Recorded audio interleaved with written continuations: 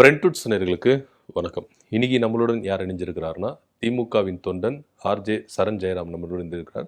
வாங்க பேசலாம். இவங்க என்ன இந்த ஊஜி திமுகவை பார்க்கல. லைவ் என்ன நீ கட் பண்றது, லைவை இவங்களே கட் பண்ணி உங்களை என்னென்ன பண்ணுவாங்க. இந்த ராவண மாவண்டா பாட்டை முதல்ல காப்பி ரைட் வாங்கின தாவக இறங்கிட்டது. எடிட் மட்டுமே வாழ்க்கை, ரீல்ஸ் மட்டுமே வாழ்க்கை நினைச்சிட்டு இருக்க ஒரு ஆளு வேஸ்ட். வருவேன், ஸ்டாலின் எதிர்த்து பேசுவேன், நான் ஓட்டு வாங்குவேன், ரீல்ஸ் போடுவேன், ஓட்டு வாங்குவேன், அவ்வளோதான். இங்க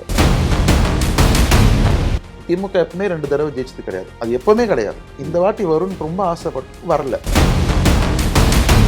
ஆட்சியை கலைக்கிறதா இருந்தா கலைக்கலாம், அதை ஸ்டாலின் பண்ண மாட்டார். இந்த வெள்ளை இருக்கு என்ன நினைக்கிறீங்க நீங்க? என்னால் 2000 ரூபாய் கொடுக்க முடியாது, என்னால் இளைஞர்கள் ரூபாய் கொடுக்க முடியாது, இதெல்லாம் சொல்றதுக்கான ஒரு முதல் ஸ்டெப்பு தான் அது. எதுக்கத்தால டிஎம்கே தான் காரணம். அதான் சொல்றேன், அதிகாரத்துல இருந்தும் உங்களால தடுக்க முடியலன்னா உங்களுக்கு எதுக்கு அதிகாரம்? லைவ் கட் ஆனதுன்னு சட்டமன்றத்துக்குள்ள ஒரு சுவாரஸ்யமான நிகழ்வு நடந்திருக்கு. அது கூட இப்போ எல்லாம் வெளியே போட்டாங்க. என்ன அப்படின்னா, சிவசங்கர் அவர்கள் எழுந்து கேள்வி கேட்கிறாரு.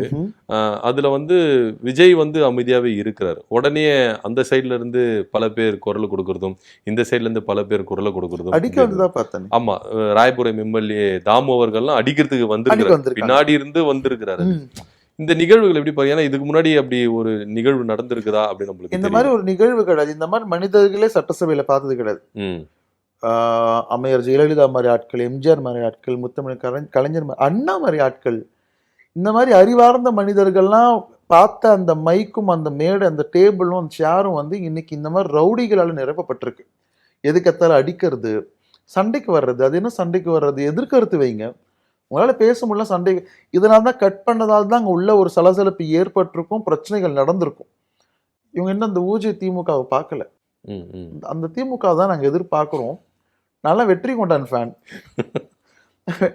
வெற்றி கொண்டான் நிறைய பேர் சொல்லுவாங்க, நீ எதனால் திமுக வெற்றி கொண்டானோட ஃபேன். நான் இந்த மாதிரி ஆளுங்கள்லாம் உள்ள வச்சு இன்னும் இவங்க பார்க்கல. இதெல்லாம் நீங்கள் மட்டும்தான் இப்போ அரசியலுக்கு நாங்கள் மட்டும் தான் ரவுடித்தனம் கிடையாது.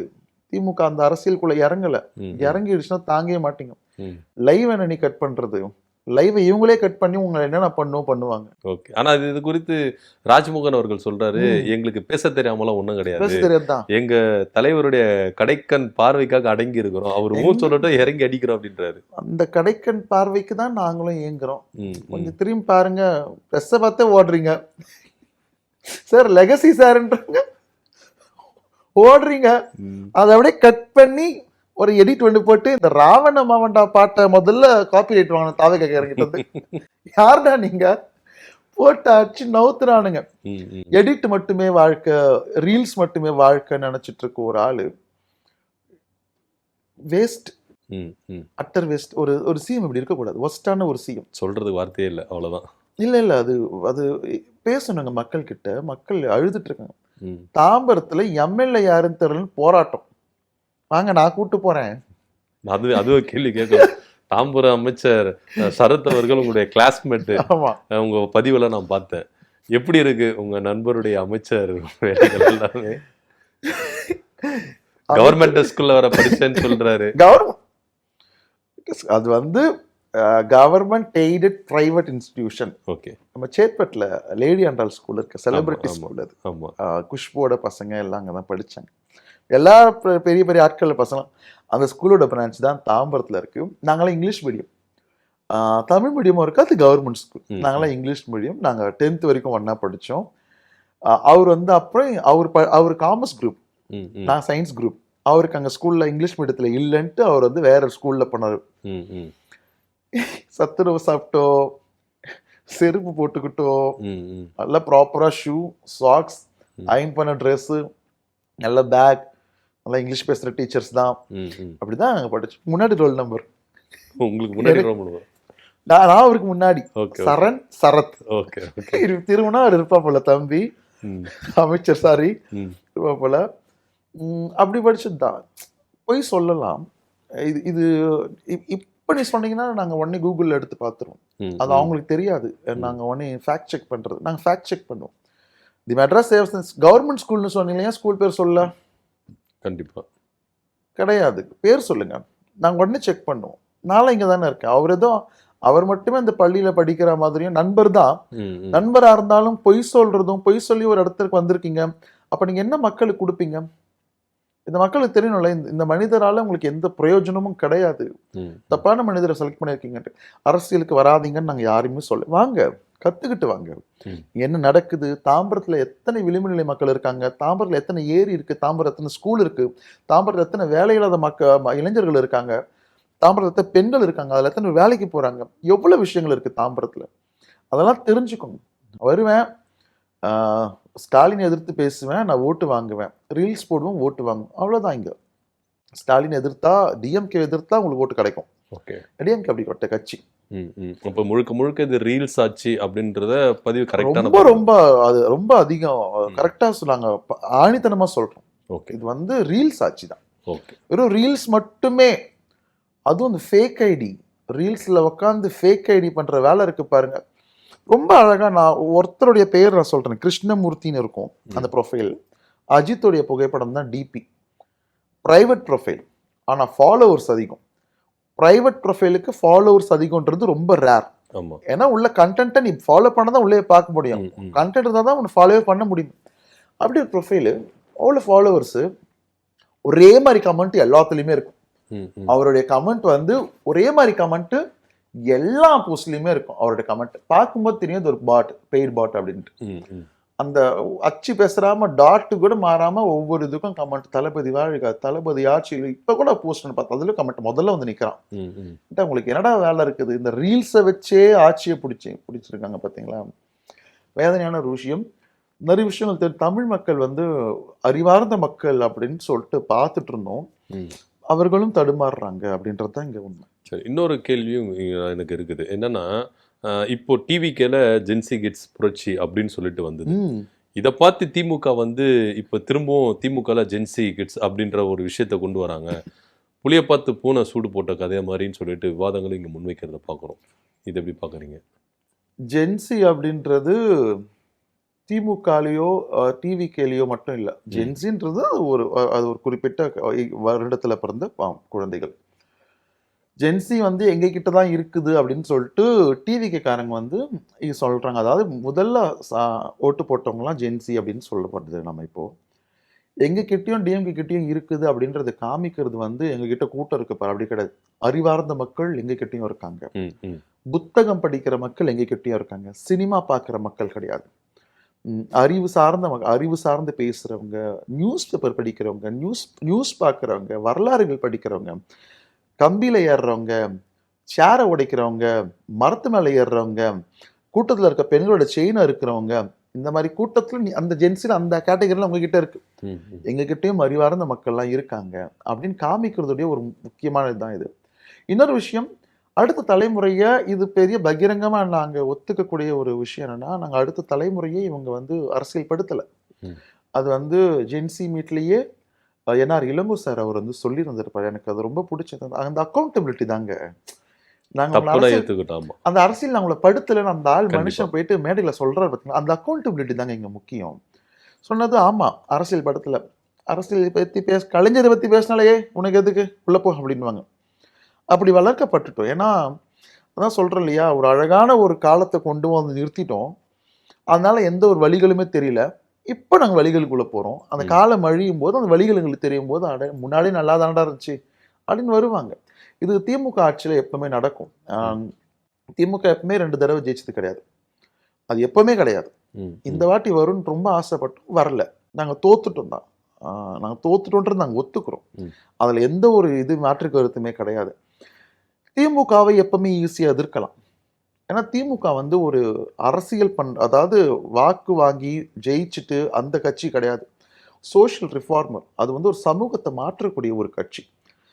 எல்லாரையும் எதிரில் பக்கத்தில் உட்கார வச்சுட்டு எல்லாருக்கும் ஒத்துக்க முடியுமா? முடியாது. அப்போ அந்த கட்சி ஒருத்தன் எதிர்ப்பான். அர்ச்சகர் எல்லாரும் ஆகலாம்னு சொல்ற கட்சி, சமூக நீதி பேசுற கட்சி, இது எல்லாருக்கும் பிடிச்ச கட்சியெல்லாம் இருக்காது.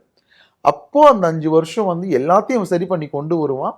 ஏதோ பண்ற ஒரு தப்பை வந்து பெருசா ஆக்கிடும் ஊடகம். ஏன்னா ஊடகம் எப்பவுமே திமுக எதிர்ப்பு தான். ஏன்னா ஊடகம் ஒரு காலத்துல ஒரு குறிப்பிட்ட சமூகத்துக்கிட்ட இருந்துச்சு, இன்னைக்கு எல்லாருக்கிட்டையும் இருக்கு. அப்போ அதெல்லாம் தாங்க முடியாதுங்க. நீங்க எதிரில் உட்காந்து பக்கத்துல உட்கார வந்து போஸ்ட் ஒன்று பார்த்தேங்க நேற்று, வேதனையான ஒரு போஸ்ட். வன்னியரசு வந்து அறநிலைத்துறை அமைச்சர் ரமேஷை கட்டி பிடிக்கிறார். ஒரு பிராமின் பாத்தியா தலித்தை கட்டி பிடிக்கிறது கூட இந்த என்னங்க அது வார்த்தை? அப்படி அப்போ நீ அதை பார்த்து தானே பண்ற. சரி, உன் தலைமைக்கு இல்லை, ஓகே, உனக்கு இருக்குதுல்ல, நீ ட்விட்டர்ல ஒன்று அந்த எக்ஸ்தலத்தில் ஆமா. போடுறல, அப்போ அது எத்தனை பேர் போய் சேரும்? ஒரு தலித்த ஒரு ஐயர் கட்டி பிடிக்கிறாதுன்றதே உன்னால ஒரு செய்தியா உன்னை போட முடியுதுன்னா அப்படிப்பட்ட ஒரு நபர்கள் தானே இருக்கீங்க. இதையெல்லாம் தகர்த்து உடைத்தெறிகிற நாங்கள் ஆட்கள் தான் திமுக. ம், ம். ஆனால் என்ன ஒரு கொடுமைனா, வன்னியரசும் அங்கதான் இருக்காரு, திருமாவளவன் அங்கதான் இருக்காரு, அப்படிப்பட்ட ஆளுங்கிட்ட தான் நீங்க மாட்டிட்டு இருக்கீங்க.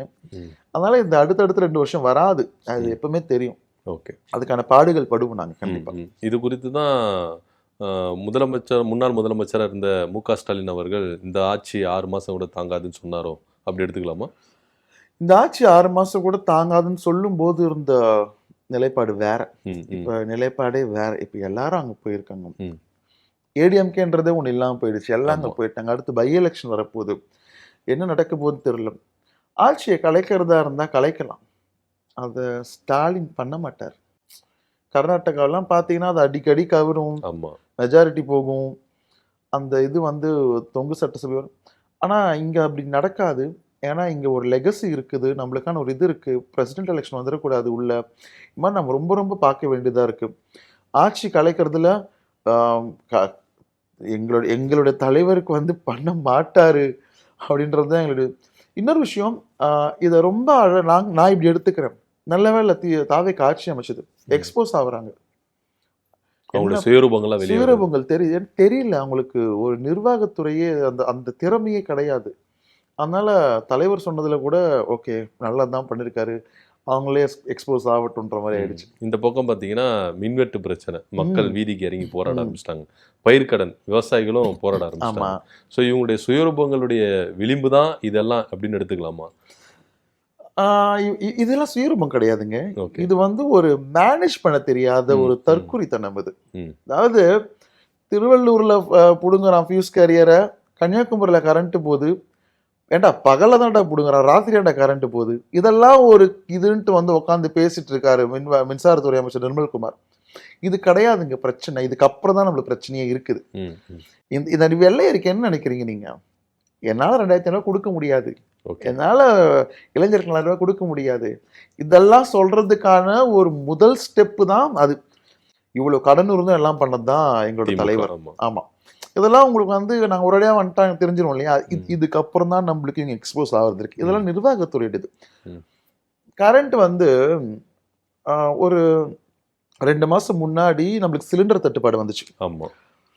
அப்போ வந்து மானியம் கொடுக்குறேன், அதாவது இண்டக்ஷன் ஸ்டவ்லாம் கமர்ஷியலுக்கு யூஸ் பண்ணினா மானியம் தரேன்னு ஸ்டாலின் சொன்னார் இல்லையா? இப்போ வெயில் காலம் வந்ததுக்கு அப்புறம் அந்த கரண்ட் பவர்லாம் ஆல்ரெடி இழுக்கும் நிறைய. இப்போ அதுலயும் இழுக்கும் போது நிறைய யூசேஜ் ஆகுதுன்னு நம்மளுக்கு நியூஸ் வந்துச்சு. ஆமா. அந்த ஒரு இதில் தான் சொல்லிட்டு நம்ம நிறைய பவர் கட்டு வருது.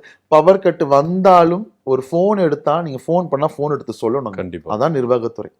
நீங்க போயிட்டு வந்து எங்களுக்கு வந்து ஃபியூஸ் போட்டு தர தேவையில்ல. ம், ம். நிர்மல்குமார் வந்து ம். என்னன்னு பதில் சொல்லுங்க. ம். கேட்டா ஹார்ட் டிஸ்க் காணுன்றீங்க, கேட்டா ஒரு 2 பேர் ஸ்கூட்டில வந்துட்டு புடுங்கிட்டு போறானுங்க. அந்த ம். அளவு தான், அந்த லட்சம் தான் வச்சிருக்கீங்களா நீங்க? ம்.